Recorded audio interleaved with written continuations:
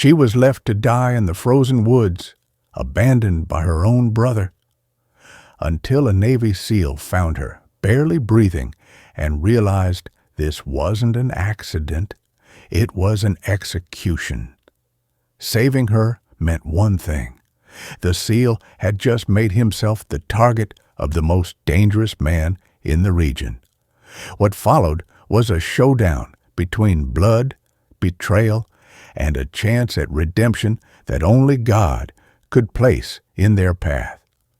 Before we begin, tell us where you're watching from and subscribe for more stories of faith, courage, and the miracles God hides in the darkest places. Cold dusk settled over the remote Colorado timberline, cloaking the ridge in a quiet too heavy to trust. Ethan Walker moved through the thinning pines with the disciplined cadence of a SEAL sniper on reconnaissance, every sense sharp, every step deliberate. Beside him, Rex, his battle-scarred German Shepherd partner, flowed through the underbrush with the instinctive silence of something born between war and wilderness. The dog's thick sable-black coat bristled against the cold wind, but it was his eyes, deep, alert, and calculating, that revealed the truth. Rex sensed danger long before Ethan heard it. Ethan scanned the tree line, the green digital NW Type 3 uniform blending him into the terrain, but camouflage wasn't what kept him alive. It was the way his mind rotated through threat angles, fallback positions, probabilities of ambush. For months, he had been embedded in this forgotten forest sector, conducting a covert mission that officially did not exist. The dismantling of a trafficking network that used remote wilderness corridors to move cargo the world never saw. Command had intel suggesting the operation was linked to a man named Logan Crow, a ghost with influence, soldiers, money, and a past soaked in grief. Ethan didn't know Crow personally, but he knew the pattern. Intelligent, charismatic men turned violent when their guilt hardened into purpose. Tonight's patrol was routine, or was supposed to be, but something felt wrong. Rex stopped first, his body lowered, tail stiff, nose pointing toward a cluster of snow-dusted brush near a ravine. Ethan raised his suppressed rifle and signaled silently. Rex did not move. Instead, the dog released a sound Ethan had heard only 3 times in all their years, a short, urgent exhale that wasn't fear or threat, but recognition. Someone was suffering. Ethan approached slowly, kneeling as he brushed away branches stiff with frost. His pulse tightened instantly. A girl, young, maybe 19 or 20, was curled against the base of a fallen log, half buried in pine needles and thin snow. Her clothes were torn, soaked in mud and blood, and she was shivering uncontrollably, eyes glassy with pain. She tried to recoil as Ethan leaned closer, but she barely had the strength to lift her arm. "Easy," Ethan murmured, checking her breathing. "You're safe. I'm not here to hurt you." Her lips moved. No sound came out. Rex lay beside her, not touching, just close enough to give warmth. The dog's instincts were unerring. He positioned himself exactly where a wounded human would feel less alone. Ethan noticed bruises shaped like restraints, rope burns, a deep laceration on her side, partially clotted, but angry with infection. Whoever had left her here had not intended for her to survive the night. Then he saw something else, a small tattoo on her wrist, simple, sharp lines forming a symbol that matched the intel briefings about Logan Crow's inner circle. This girl wasn't just a victim. She was connected to the enemy, maybe part of them, maybe once protected by them, maybe now discarded by them. But why? Ethan pressed 2 fingers gently to her neck, not for vitals, but to ground her. "Tell me your name." She swallowed, breath trembling. "Lila." The word came out thin and broken. "Lila Crow." Ethan's spine went rigid. Crow. Logan's family? His sister? No. Intel reported she died years ago, but intelligence often failed to report the truth hiding in the shadows. Lila winced and tried to push herself upright. Ethan steadied her carefully. "Don't move. You're freezing and dehydrated. We need to stabilize you and get you warm." She shook her head weakly. "No, you can't. If my brother finds you helping me, he'll kill you and Rex." Ethan didn't flinch at the threat. He had heard far worse from people far stronger. "Your brother is already on my mission docket. You're not my enemy." Her expression cracked, raw fear giving way to something else, shame. She looked at Rex, who watched her with calm, steady loyalty. "I followed them," she whispered. "Logan's men. I thought I could fix things. I thought I could help him. But when I learned what they were really doing, he told them to get rid of me." Ethan said nothing, but the truth settled like iron. Logan Crow's world was rotting from the inside, and this girl had become his collateral damage. Lila clutched Ethan's jacket, her fingers trembling. "I didn't know," she whispered. "I didn't know he'd become this." Ethan felt something heavy in his chest, not sympathy exactly, but recognition. He had seen this battle before, the moment someone realized a person they loved had crossed a line that could not be uncrossed. He wrapped her in his secondary thermal blanket, careful not to worsen her injuries. She shivered violently. Shock, blood loss, trauma. Time was their enemy now. Ethan lifted her into his arms and felt how light she was. Too light, like someone who had been running from danger long enough to forget what safety felt like. As he carried her toward the temporary outpost carved into the ridge, Rex trotted ahead, checking the path with every step, his gait steady despite the years of scars written across his muscles. Ethan breathed slow and controlled, but his mind was already shifting gears. A wounded girl abandoned by the enemy, a symbol tying her to his primary target, a betrayal hidden deep enough to fracture blood ties, and a brother, Logan Crow, who would hunt her either to reclaim her or silence her forever. As the outpost came into view beneath the rising dark, Ethan tightened his hold on the girl and whispered quietly, not as a soldier, but as a human being who had carried too many broken people out of too many fire zones. "You're safe now, Lila. Whatever your brother became, it ends here." But Rex suddenly halted at the door, muscles rigid, ears pinned forward. Ethan froze. The dog didn't growl. He simply stood like a statue carved from instinct and warning. Someone was already watching. The forest hadn't been silent. It had been listening.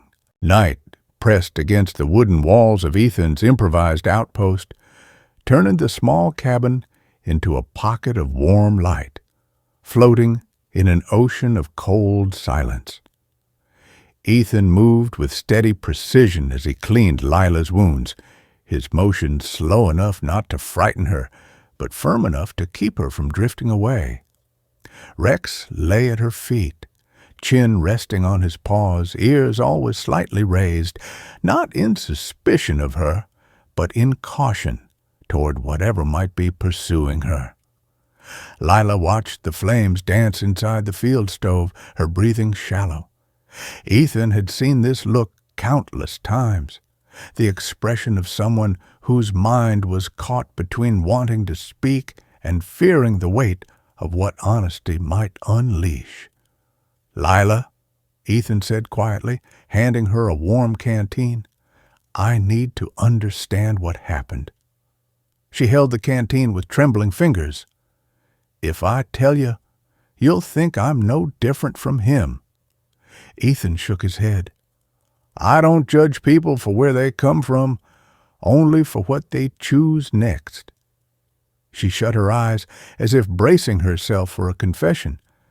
"Logan wasn't always like this. He used to be kind, protective. After our older brother died overseas, Logan lost himself. He said the country took everything from him. He started gathering people who felt the same, men who hated the world for their wounds. At first, I thought he just needed support. I wanted to help him stand again." Her hands tightened around the canteen. Then things changed. Ethan said nothing, letting the silence become a soft place she could step into. Lila swallowed. He didn't want healing. He wanted control, wanted the world to feel the pain he felt. I saw him push good people away and surround himself with men who encouraged the rage. She looked at the stove fire again as though seeing another memory inside it. At first they only planned to hit targets that wouldn't hurt anyone. Shutting down a pipeline, hacking a private company. I shouldn't have agreed to any of it, but I kept thinking, I can pull him back. I can stop him before he crosses the line. But he crossed it anyway. Her voice cracked. He planned to strike the county fuel depot near Durango. Hundreds of civilians would be burned alive before emergency crews even reached the gate. I begged him to stop. I told him we could still walk away. She pressed her hands to her forehead. He just stared at me like he didn't recognize me. Ethan felt the familiar heaviness in his chest.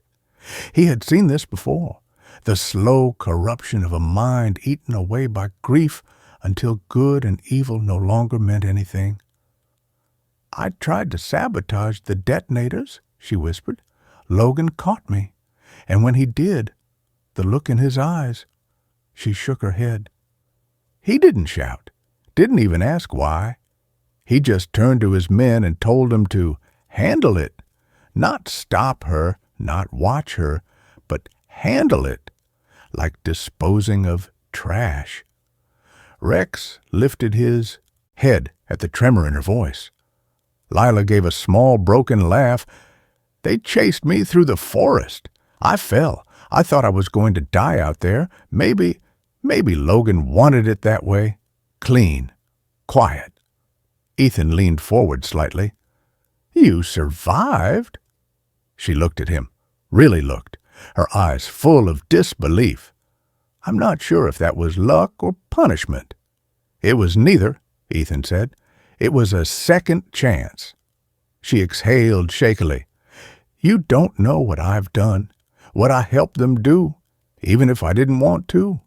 Ethan held her gaze. "I know this much. You chose to run when the truth became too dark. That choice matters." A tear slid down her cheek. "Logan will come for me. He can't let me live." "He'll try," Ethan replied, voice quiet but unwavering. "But he'll have to get through me first." Lila flinched. "No.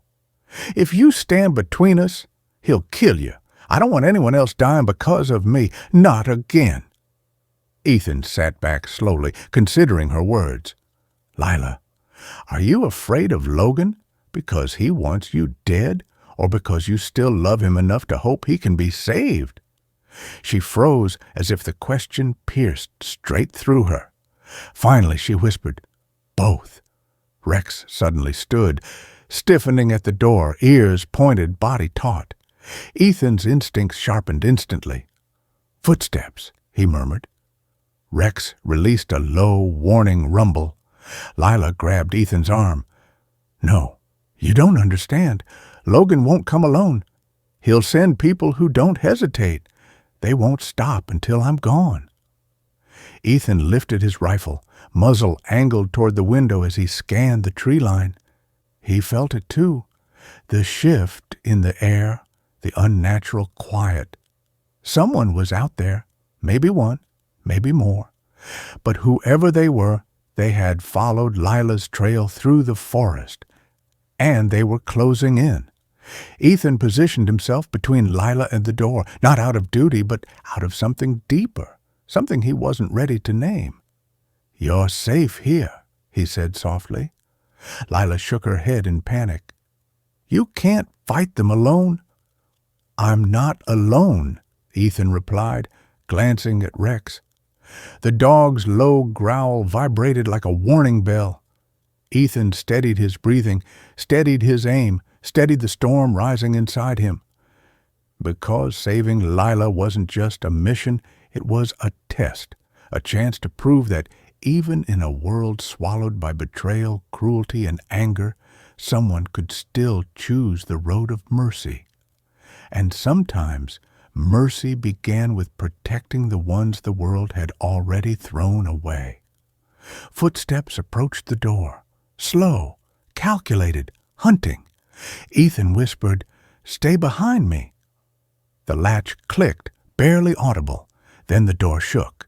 Night tightened around the outpost like a fist closing slowly, squeezing sound out of the forest until the silence felt sharper than any knife. The door rattled once, soft but intentional, and Ethan's instincts surged into full alert. He shifted his weight silently, rifle angled toward the dark wood, while Rex froze beside him, muscles coiled, breath steady, ears locked forward. Behind him, Lila gripped the edge of his sleeve with trembling fingers. She tried to hide it, but the tremor slipped through, revealing the terror she had carried from the moment she fled her brother's men. Ethan leaned back just enough to whisper, "Stay low, stay behind me." And though she nodded, her gaze remained fixed on the door, as if the wood itself remembered every order her brother had given to erase her. A faint scrape slid across the latch, testing, not forcing. That alone told Ethan everything. These weren't amateurs, weren't impulsive brutes.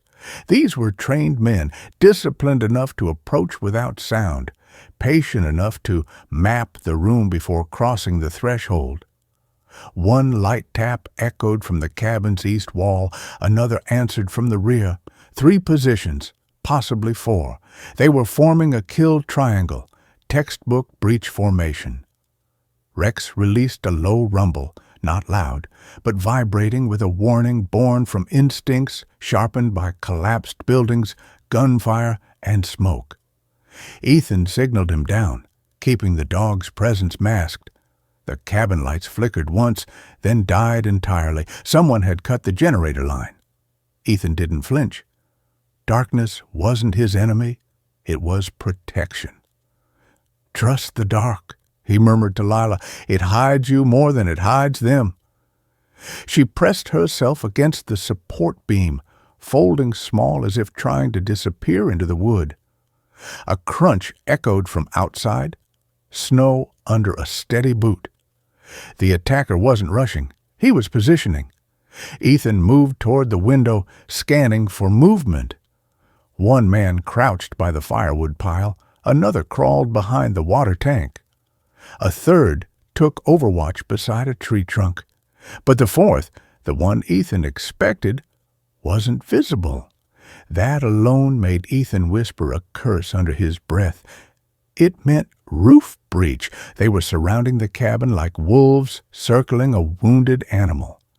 Except the wounded animal was Lila, and every angle of their formation screamed one truth.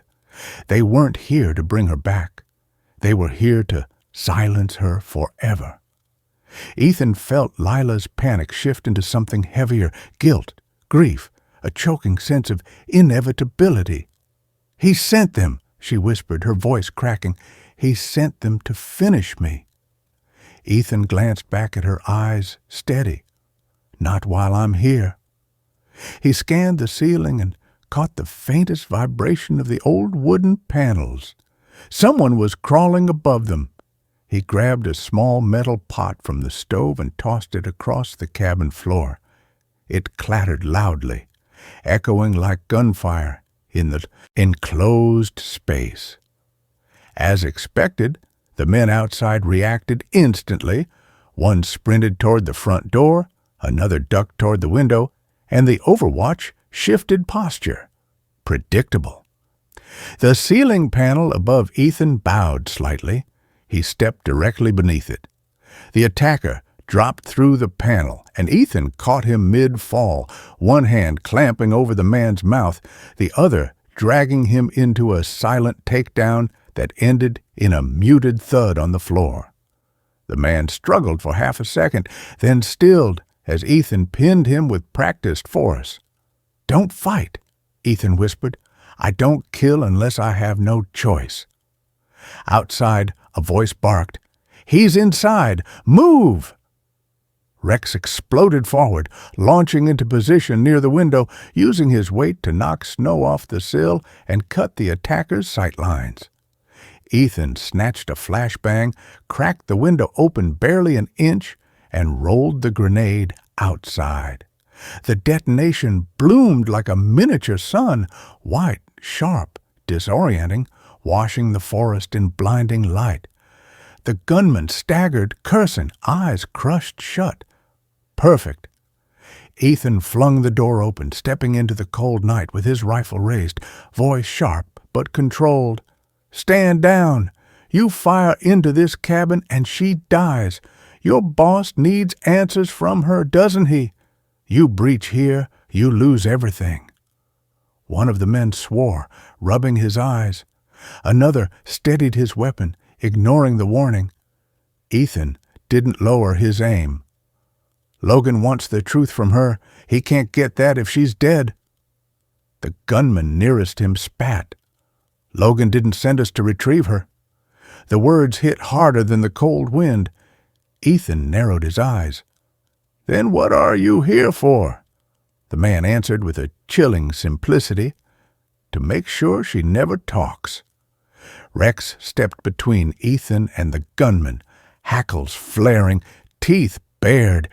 Not mindless aggression, but a soldier's instinct sharpening to the point of steel. Ethan leveled his rifle, breath steady, voice dropping into something cold and lethal. "You fire that shot, and the only thing waiting for you in the dark is me." The men aimed back. The night held still. One breath, one blink, one wrong move, and the clearing would ignite into violence that none of them could take back. Ethan didn't fear the gunman. He feared what violence meant for the girl behind him, the girl who had fled her own blood, who had begged for a chance to live without becoming a monster like the man hunting her. Ethan tightened his grip on the trigger, and the forest, for a single suspended moment, refused to breathe. That was where the chapter ended, balanced on the impossible edge between killing an enemy and trying to save one. The forest hung in a suspended, unnatural quiet after the standoff, as if even the cold air feared to move. Ethan's finger rested on the trigger, but he kept it still, not out of hesitation, but because he could feel the pressure of a decision that stretched far beyond the clearing. Killing these men would be easy, too easy, but it would also ignite a chain of violence that would swallow Lila, the mission, and any chance of saving what little humanity her brother might still possess. The gunman blinked through the fading afterimage of the flashbang, struggling to regain formation. But something in Ethan's stance, still centered, unwavering, made them hesitate. Rex stood pressed against Ethan's right leg, breath steady, body angled toward the nearest threat. The dog was ready to lunge, ready to take a bullet if it meant giving Ethan one more heartbeat to fire. Ethan didn't need to give a command. Rex already knew the boundaries of this moment. "Listen carefully," Ethan said, voice low, controlled. "You shoot me, and you lose your only shield from Logan's anger. He wants her gone, but he wants to decide the moment himself. If she dies by your hand, he'll turn on you next." The men exchanged glances, uncertain, but not frightened. These weren't men who acted out of loyalty. They acted out of fear of the wrong leader. Ethan sensed it instantly. He shifted the rifle barrel slightly, not at their chests, but toward the ground, assertion without escalation. "Walk away," he said. "Tell Logan you lost the trail. Tell him the storm wiped it clean." The gunmen steadied their grips. One shook his head. "We can't. Orders were clear." Ethan's jaw tightened. "Orders aren't destiny." Before they could answer, a voice cut through the trees, calm, measured, carrying the unmistakable weight of someone accustomed to authority. "Weapons down." Every attacker froze. Ethan felt Lila stir behind him inside the cabin. She recognized the voice instantly. Her gasp cracked like a whisper of pain. "No, it's him." Logan Crow stepped into the clearing unhurried, as if he had been listening from the shadows long before making his presence known. He carried no weapon in hand, but the men surrounding him held theirs tightly, as though one breath from him could signal a kill. But what struck Ethan wasn't Logan's posture, it was his eyes. Not the rage Lila described, not the cold sociopathy he'd seen in other criminals. What he saw instead was grief, raw, poisonous grief that had eaten its way into violence so slowly that Logan probably no longer remembered where it started. Logan studied Ethan with the precision of a man evaluating a sniper scope, calculating, reading, searching for weakness. "You're the one protecting her." Ethan didn't move. "Yes." Logan's gaze flicked to Rex. "And the dog, loyal as your kind always are." Rex growled so softly it was almost a vibration in the snow. Logan didn't flinch. His attention returned to Ethan. "Give her to me." Ethan felt the forest tighten again. "I can't do that." Logan stared at him for a long, heavy moment, as if trying to gauge how much conviction lived behind the words. "She betrayed me." Ethan replied, "She tried to stop you from killing innocent people." Logan's jaw twitched. "People die every day." "But not by her hand," Ethan countered. "Not anymore." The men around Logan shifted nervously. They weren't used to hearing anyone push back against him. Logan took a slow step closer, eyes narrowing. "You think you're saving her?" Ethan steadied his breath. "I think I'm giving her a chance to live with the weight of what she's done and still become something better." Logan's expression darkened. "Better?" He laughed, a sound too hollow to hold humor. "We lost our brother. We lost the only thing that kept our family from falling apart. And you expect me to swallow mercy?" Ethan felt the shift inside him, the moment where combat turned into something deeper, something that demanded moral clarity rather than tactical advantage. "Matthew died serving the country he believed in," Ethan said quietly. "You dishonor him when you use his death to justify more pain." Logan's face went rigid. For a moment, the darkness in his expression flickered. Something hurt. Something human. Something that had been buried under years of blame. And Ethan saw the truth. Logan wasn't driven by hatred. He was driven by a wound that had never been allowed to heal. Logan whispered, almost to himself, "He shouldn't have died. I should have gone instead." His voice trembled, barely perceivable. "I failed him, and now she—" He stopped, swallowing hard. It was the first crack in his mask. Ethan lowered his rifle slightly, not enough to appear weak, but enough to show he wasn't here to kill Logan. "You haven't failed him," Ethan said quietly, "but you will if you kill your sister tonight." Logan's breathing shifted, uneven, torn. Behind Ethan's shoulders, the cabin door creaked.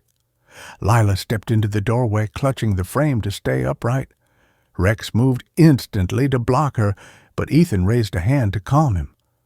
Lila's voice wavered as she called out into the clearing, "Logan, please, don't do this!" Logan turned toward her, and something in his face shattered. Not anger, not hatred, but pain so deep it twisted his features. "You left me," he said, voice trembling in a way none of his men had ever heard. "You chose them." Lila shook her head, tears streaming. "I chose what was right. I never stopped loving you." The word struck Logan like a physical blow. His breath stuttered. The men behind him lowered their weapons slightly, confused by the sudden shift in tone. For the first time since arriving, Logan looked lost. Ethan took one slow step forward, voice firm but gentle. "Logan, you don't have to keep sinking. You can walk back from this, not for me, not for them." He looked toward Lila. For her. Logan's gaze flickered back and forth between them, torn between loyalty, guilt, and the unbearable weight of memory. The forest held its breath. The gunman waited. Rex watched every twitch of Logan's muscles. And Logan Crow, the man who had hunted his own sister, finally whispered a word that neither Ethan nor Lila expected. "How?" The chapter ended on that fragile question, the first crack of redemption in a man who had forgotten he still had the capacity for it. The clearing seemed to shrink around them the moment Logan whispered that single broken word. How? It hung in the air like frost about to crack, and for the first time since Ethan had arrived in these mountains, he saw the truth beneath the man's hardened surface. Logan wasn't standing like a warlord commanding soldiers. He was standing like someone who had become trapped inside the collapse of his own grief, unable to climb out. His men shifted uneasily behind him, unsure whether they were supposed to follow orders or brace for madness. Rex stood perfectly still, not growling now, but studying Logan with the strange intelligence only a battle-scarred dog possessed, reading the tremors beneath the man's voice, sensing the fracture lines between violence and surrender. Ethan lowered his rifle a little more, but not fully. He had walked too many battlegrounds to trust a moment like this blindly. "Logan," he said calmly, "you don't have to solve everything tonight. You only need to take one step in the right direction." Logan's eyes stayed locked on Lila, as if he couldn't look anywhere else without losing what little resolve he had left. "You left me," he repeated, though his voice carried less accusation now and more the wounded ache of a man abandoned by the last person he thought he could protect. Lila shook her head slowly, tears slipping down her cheeks. "I didn't leave you. I tried to save you." Logan clenched his jaw. "By betraying me to outsiders? By stopping you from becoming something Matthew wouldn't recognize?" she whispered. The name hit him again. Matthew, their brother, the one whose death had twisted Logan's world into something sharp enough to cut anyone who came close. Logan staggered back half a step, as if the memory itself was a blow. Matthew died because he believed in rules, in duty, in a country that didn't care. Ethan stepped forward then, voice steady and low. "Matthew died because he chose courage. You're dishonoring him by using his sacrifice as a weapon." Logan's stare snapped toward Ethan, fire flickering in his eyes. But it wasn't pure rage. It was conflict. A man being torn between the identity grief had given him and the truth he had tried so hard to bury. "You don't know anything about him," Logan growled. Ethan didn't look away. I know what honor looks like, and I know what guilt turns men into." Logan flinched, not visibly enough for his men to notice, but enough for Ethan and Rex to detect the shift. Lila's voice softened. "Logan, I ran because I still love you, not because I wanted you punished. I ran because I couldn't watch you destroy yourself." Logan shook his head hard, pacing a step to the side like he was trying to outrun the words, clenched hands signaling a mind fighting itself. "You expect me to believe this can be undone? That I can just stop after everything? After all the choices I made?" Ethan spoke before Lila could. "Yes, because stopping is harder than continuing the spiral. Mercy is harder than violence. That's why it matters." Logan stopped pacing, breath sharp and uneven. "If I stop now, my men will turn on me. The network will collapse. Everything I built, everything you built, was designed to hide your pain," Ethan said, not cruelly, but with a clarity that made Logan's shoulders falter. "It doesn't have to define you anymore." Logan's men exchanged confused glances. One stepped forward slightly. "Boss, what are we doing?" Logan ignored him. He was staring at the snow, at the ground beneath him, as if the earth itself demanded an answer. "Do you think I want this?" he whispered. "Do you think I wanted to become someone my sister fears?" Lila took a shaky step out of the doorway. Rex stood instantly in front of her, blocking her instinctively, but Ethan placed a hand on the dog's back, easing him. "Let her," Ethan murmured. For the first time since being found in the forest, Lila stood without hiding behind anyone. She looked fragile, exhausted, terrified, but determined. "Logan," she said softly, "I'm not afraid of you. I'm afraid for you." He lifted his eyes that had once commanded men, shattered businesses, and orchestrated violence across entire counties, yet now carried the weight of someone standing at the edge of an abyss he had carved himself. "If I let go," Logan whispered, "I have nothing left." "You have me," Lila answered, "if you choose the right thing now." Ethan stepped aside, letting her words fill the clearing. Logan's hands trembled, his breath shook. His men shifted anxiously, sensing the entire structure of their world tilting under their feet. Rex remained still, calm, watchful, recognizing something important unfolding beyond the threat of gunfire. Then Logan did something none of them expected. He lowered his weapon, not slowly, not dramatically. He simply let it fall, the butt settling softly into the snow with a muted thud. His men stiffened. One immediately raised his rifle in confusion. "Boss, what are you doing?" Logan didn't look at them. His gaze remained on Lila. "I'm tired," he said quietly, "so damn tired of being angry." Ethan felt a pressure in his chest ease, but not fully. This moment was fragile, a breath away from resolution or disaster. He took a step forward, speaking only loud enough for Logan to hear.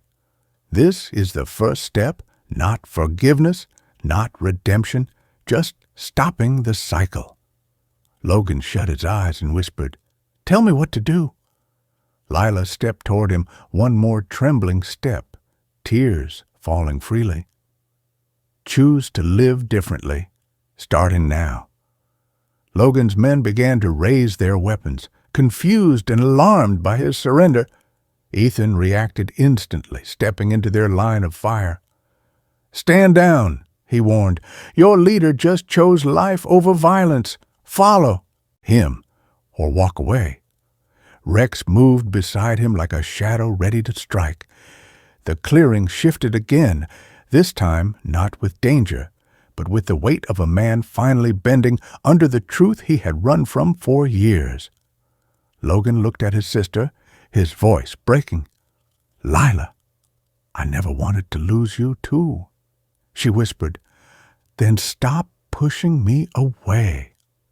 The chapter closed in that fragile space, Logan's surrender hanging in the cold air, a decision made but not yet tested, a fractured family standing on the threshold between ruin and redemption. The clearing held a quiet so fragile it felt as though one stray heartbeat might shatter it. Logan stood with his weapon in the snow, shoulders sagging under the weight of years he had carried like armor. Lila took another step toward him, her voice shaking, but her resolve steady. You can still walk back, Logan, not from justice, no one escapes that, but from hatred. Logan swallowed, eyes moving from his sister to Ethan, then briefly to Rex, who watched him with the steady, cautious patience of an animal that had survived too many men like him. Around them, Logan's men shifted uncertainly, the question forming in their eyes. If their leader stepped away from violence, what were they? Soldiers? Criminals? Or victims of the same grief that had devoured him? Ethan knew the danger wasn't over. A man could put down a gun and still break the world around him if panic returned. He took a slow step forward, rifle lowered, but ready. Logan, you want to know how to come back? Logan didn't move, didn't blink. Ethan continued, voice low, steady, carrying a weight not of command, but of truth. You start by accepting what you've done, and then you let the consequences come. You don't run from them. Logan exhaled shakily. Prison? Maybe, Ethan said, or maybe less. You didn't kill anyone yet. You still have a choice. Logan closed his eyes briefly, face tightening. I don't know if I'm strong enough. You were strong enough to stop here, Ethan replied. That counts. Lila whispered, Logan, strength isn't never falling. It's choosing to stand again. Then, before either of them could speak another word, a sharp crunch erupted behind the snowbank to the left. One of Logan's men, frustrated, frightened, or simply unwilling to let go of the mission, raised his rifle and fired toward Lila. It was a reflexive, desperate act, a final attempt to complete the order, even if the leader wouldn't. Ethan didn't think. His body moved before consciousness caught up. He lunged toward Lila, pulling her down as Rex launched himself in the opposite direction, intercepting the line of fire with a furious snarl. The shot missed, but barely. Snow exploded behind Ethan's shoulder. Lila screamed. Logan spun instantly toward the shooter, his voice cracking with fury. Stop! But the man fired again, this time at Logan himself, panicked by the sense that leadership had collapsed. Rex hit him before the shot landed, knocking the rifle out of his hands with the force of a sledgehammer. The man hit the ground, pinned beneath the dog's massive weight. The fight drained out of him instantly as Rex bared his teeth inches from his throat. Another gunman stepped forward as if to intervene, but Logan raised a hand sharply. Stand down! His voice held command again, not the violent command of fear, but something clearer, steadier, painfully human. The men froze. The world froze with them. Logan turned to Ethan, who was still shielding Lila with his body. Is she hurt? Ethan shook his head slowly. No, thanks to Rex. Lila trembled under his arms, whispering her brother's name over and over as though trying to anchor him to the moment he had almost lost. Logan's hand shook, not from cold, but from the sudden collision between the man he had become and the man he was trying to remember being. This is what I'm talking about, he whispered hoarsely. I can't control any of this. I created something I can't stop. Ethan rose, pulling Lila to her feet, but kept himself between her and the gunman. Then stop being its leader, he said quietly. End it, right now, before more blood gets spilled. Logan looked at his men, faces tense, eyes uncertain, hands still wrapped around weapons that once obeyed him without question. Put the guns down, he said. No one moved. He stepped forward, voice firmer. If you ever followed me for loyalty, listen now. I'm done. This is over.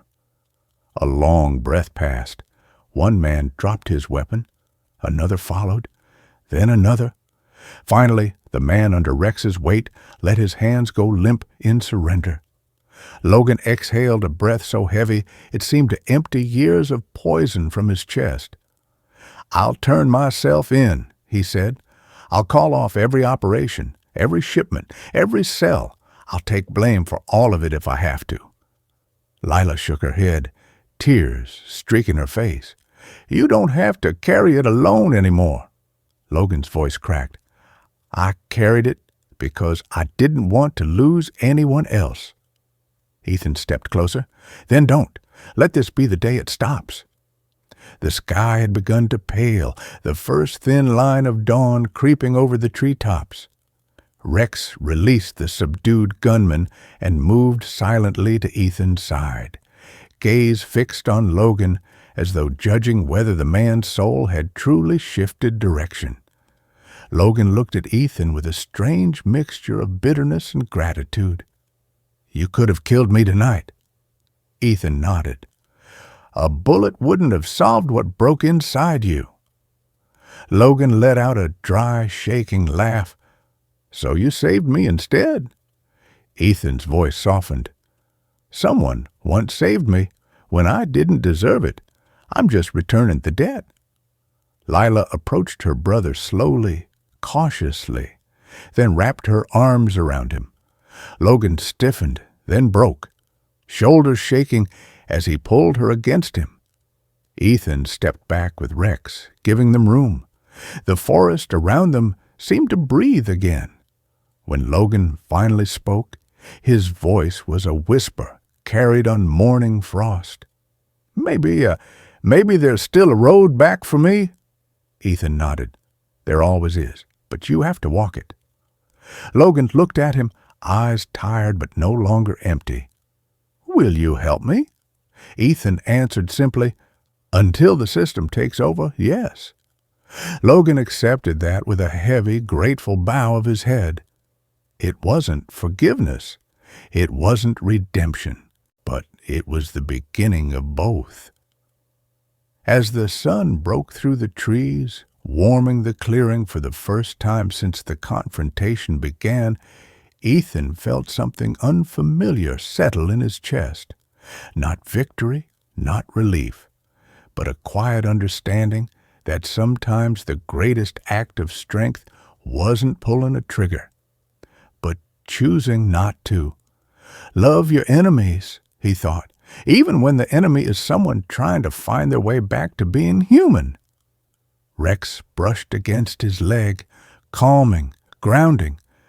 The world wasn't fixed. Logan still had to face justice.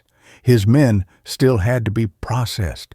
Danger still lingered in the debris of the choices that brought them here, but something had shifted, something irreversible. The cycle was broken. The road back had begun. In the end, the story wasn't about bullets, betrayal, or even survival. It was about something far quieter, something the world often forgets in its noise.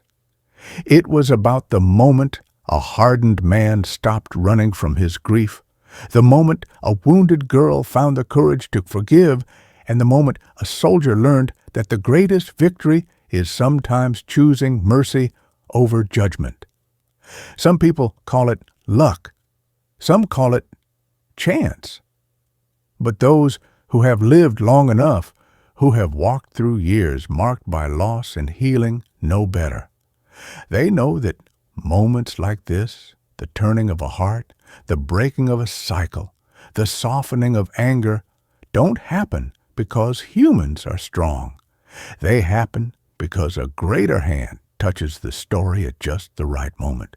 A hand we cannot see, but can always feel, a hand only God could place. Perhaps the true miracle wasn't that Ethan saved Lila, or that Rex stood fearless in the face of danger. Perhaps the miracle was that Logan, buried under so much darkness, finally heard the whisper that had been following him for years. Come home. You are not lost. And maybe that whisper finds all of us sooner or later in the guilt we carry, in the forgiveness we hesitate to offer, or in the quiet mornings when we realize we are still here, still breathing, still loved despite every mistake.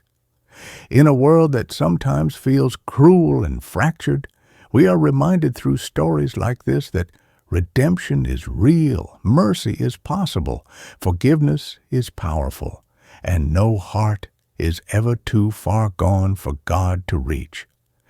If this story touched your heart, even just a little, I invite you to share it with someone who needs hope today. Leave a comment about where you're watching from, or about a moment in your life when God helped you find your way back. And if you believe in the power of second chances, please subscribe so we can continue sharing stories of faith, healing, and grace. May God bless you, protect your family, and bring peace to everyone listening today. May He guide you gently, heal the wounds no one else sees, and remind you, no matter what you carry, that you are never walking alone. Amen.